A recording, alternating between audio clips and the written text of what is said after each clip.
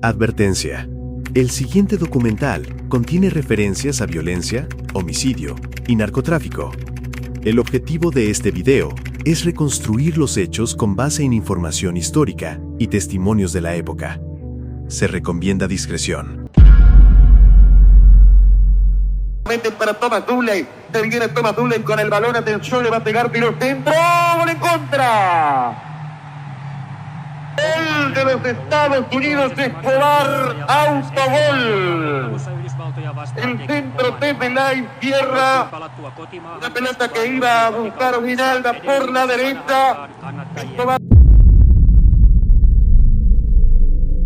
Imagina cometer un autogol en el evento de fútbol más importante del planeta, y que ese error se convierta en tu sentencia de muerte. Parece el argumento de una película, pero ocurrió en la vida real.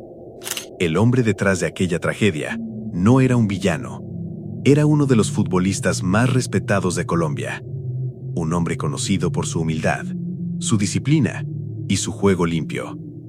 Sin embargo, una noche de julio de 1994, 6 disparos acabaron con su vida. Durante años, el mundo creyó que Andrés Escobar fue asesinado únicamente por un autogol.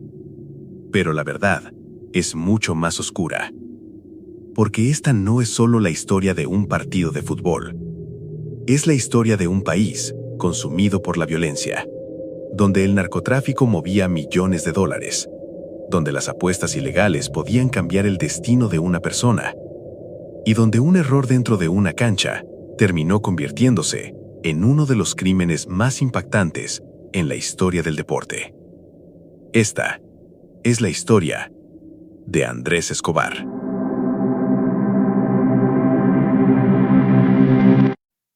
Para entender por qué asesinaron a Andrés Escobar, primero hay que entender la Colombia de principios de los años 90. Era un país marcado por el miedo. Las bombas hacían parte de la rutina. Los secuestros aparecían diariamente en las noticias. Y el narcotráfico había logrado infiltrarse en prácticamente todos los aspectos de la sociedad. El fútbol no fue la excepción. Durante los años 80 y principios de los 90, varios equipos colombianos recibieron enormes inversiones provenientes de personas relacionadas con el narcotráfico. Esto permitió contratar grandes jugadores y elevar el nivel del campeonato colombiano. Pero también significó que enormes cantidades de dinero comenzaran a depender de los resultados dentro de una cancha. En medio de ese contexto, apareció una generación extraordinaria. Carlos el Pibe Valderrama, Freddy Rincón, Faustino Asprilla, Leonel Álvarez, Adolfo el Tren Valencia, y un defensa elegante, tranquilo y respetado por todos, Andrés Escobar. Mientras muchos futbolistas eran conocidos por su temperamento, Andrés destacaba por todo lo contrario. Era educado, reservado, caballeroso. Por eso la prensa comenzó a llamarlo el caballero del fútbol. Nadie imaginaba que aquel hombre terminaría protagonizando una de las historias más dolorosas del deporte mundial. En 1993, ocurrió algo impensable. Colombia visitó a Argentina en Buenos Aires para disputar un cupo al Mundial de Estados Unidos. Lo que sucedió esa noche quedó grabado para siempre en la historia. 5 goles contra 0. Argentina, humillada en su propia casa. El mundo entero comenzó a mirar hacia Colombia. Incluso el legendario Pelé afirmó que Colombia era una de las favoritas para ganar el Mundial. La prensa internacional hablaba de una generación irrepetible. Las expectativas eran inmensas. Por primera vez, millones de colombianos creían que podían convertirse en campeones del mundo. Pero cuando las expectativas son tan altas, la caída suele ser mucho más dolorosa. 22 de junio de 1994. Estadio Rose Bowl. Colombia enfrentaba a Estados Unidos en un partido decisivo. Una derrota prácticamente significaba la eliminación. El encuentro era tenso, nervioso, hasta que ocurrió una jugada que cambiaría la historia. Meten para Thomas Dooley. Se viene Thomas Dooley con el balón. Atención, le va a pegar tiro centro. ¡Gol en contra! El de los Estados Unidos, Escobar, autogol. El centro desde la tierra. Una pelota que iba a buscar Ginalda por la derecha. Un centro peligroso llegó al área colombiana. Andrés intentó anticiparse para evitar que el balón llegara al delantero rival. Pero el destino tenía otros planes. La pelota golpeó su pierna y terminó entrando en su propio arco.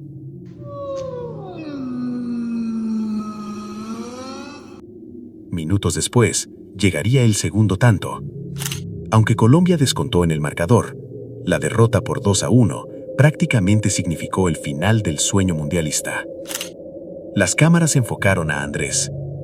Su rostro reflejaba la tristeza de quien sabía que había cometido un error, pero nadie podía imaginar las consecuencias que tendría aquella jugada. Mientras muchos medios criticaban duramente a la selección, Andrés decidió hacer algo diferente. Escribió una columna titulada "La vida no termina aquí". En ella, aceptó la derrota con una serenidad admirable.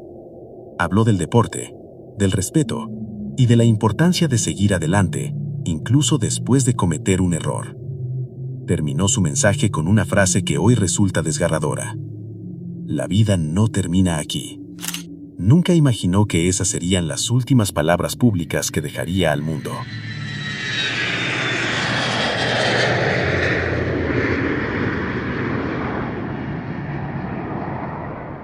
Tras regresar a Medellín, Andrés intentó retomar su vida con normalidad.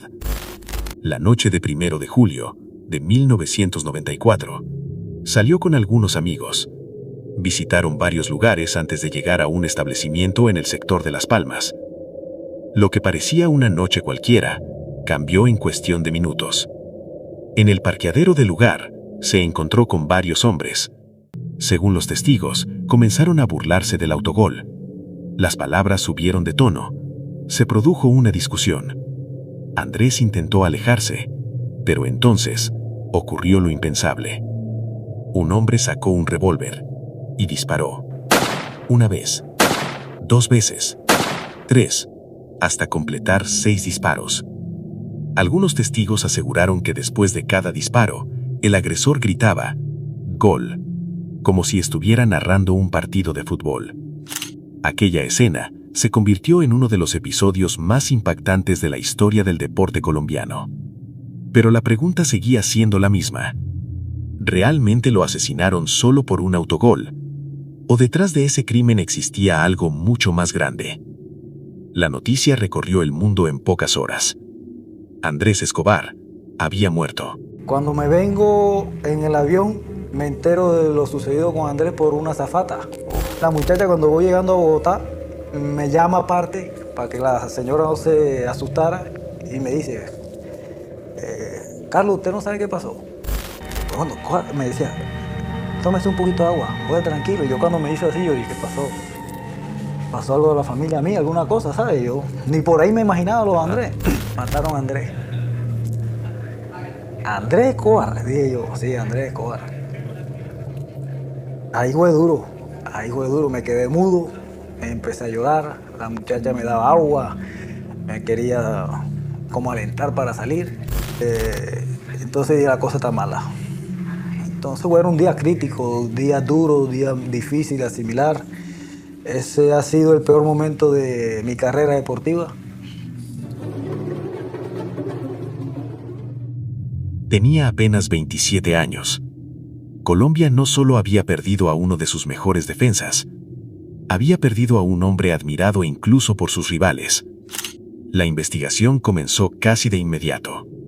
Gracias a los testimonios de quienes presenciaron la discusión en el parqueadero, la policía logró identificar al autor de los disparos. Su nombre era Humberto Muñoz Castro. Trabajaba como escolta de los hermanos Gallón, una poderosa familia antioqueña relacionada con el negocio ganadero y señalada por distintas investigaciones periodísticas por presuntos vínculos con el narcotráfico. Muñoz confesó haber disparado, pero aseguró que todo ocurrió en medio de una pelea, que nunca existió un plan para asesinar al futbolista. En 1995, fue condenado a más de 40 años de prisión. Sin embargo, años después obtuvo beneficios judiciales y recuperó la libertad tras cumplir poco más de una década en prisión. Una decisión que generó indignación en gran parte del país. Para muchas personas, la justicia nunca fue suficiente. Algunos investigadores consideran que el autogol fue solo el detonante de una discusión que terminó de la peor manera. Otros creen que detrás del crimen existían intereses mucho más profundos.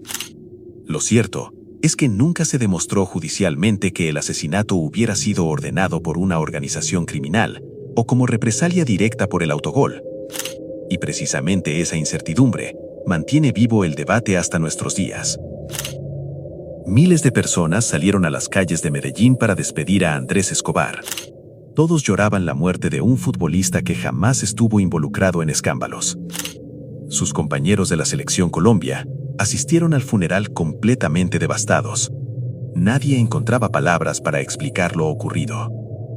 El país entero entendió que aquello iba mucho más allá del fútbol. Había muerto un símbolo. Un hombre que representaba el juego limpio y cuya única culpa había sido intentar evitar un gol. Paradójicamente, el error por el que sería recordado también fue una muestra de su compromiso como defensa. Intentó cortar un centro peligroso. Hizo exactamente lo que cualquier defensa habría intentado hacer, solo que aquella noche, el destino decidió otra cosa.